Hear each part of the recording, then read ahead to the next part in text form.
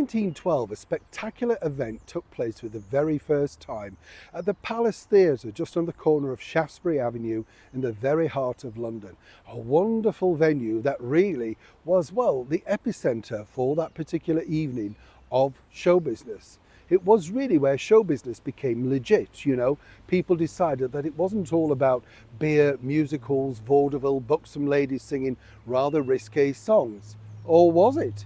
You see, the story goes that when they were putting the very first Royal Variety together, of course, for His Majesty the King, he thought, well, yeah, this is all very nice, yeah, lovely. But it wasn't the sort of thing that he, as the Prince of Wales, had actually gone to see. You see, at that point, there was the delights of, Vesta Tilley, all of those wonderful actors and actresses that really was telling very risque stories. Marie Lloyd, My Old Man Said Follow the Van, The Boy I Love Is Up in the Gallery, all of those sort of songs, right? Traditional musical, which we would kind of think today has been a little bit like karaoke, because basically they sang and got you to join in. So effectively, they were just kind of an orchestra, weren't they, telling you to sing along. When you think about it, all of those years now later, over 100 years, the Royal Variety performance is still going. But is it now time to pull down the curtain on this once, well, prestigious event? Let me explain. Morning, good to see you. Thanks so much for your time today. We'll have a lovely wave. You okay? And thank you, by the way, for enjoying the story about Dracula, the Royals, the Midland Hotel, and of course the ghosts that have gone before.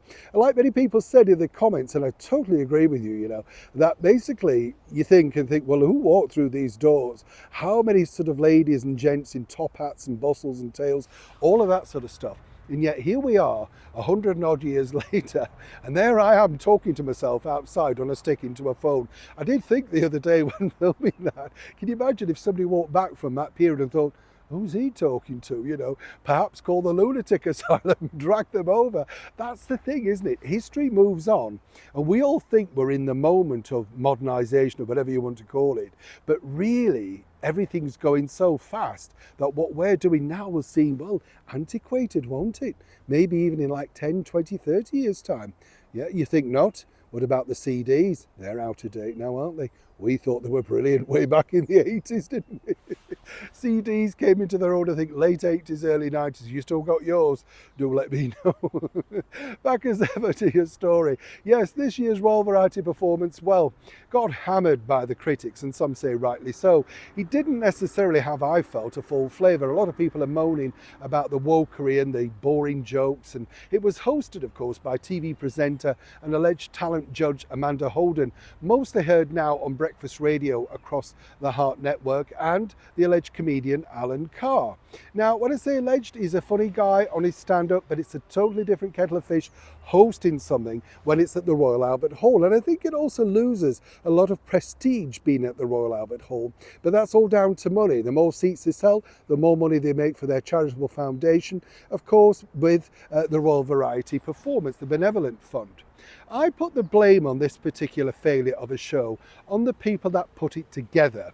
And there are, well, quite a few ex-agents, ex-managers who now are basically looking to fill the bill with things like promos from Elton John's musical, The Devil Wears Prada, to the forthcoming production of Oliver. Is that truly entertainment? When you have the likes of Ella Fitzgerald, Nat King Cole, the beautiful Diana Ross, whatever, all of those wonderful artists, the black and white minstrels, Norman Wisdom, Bruce Forsyth, they were all individual and all memorable.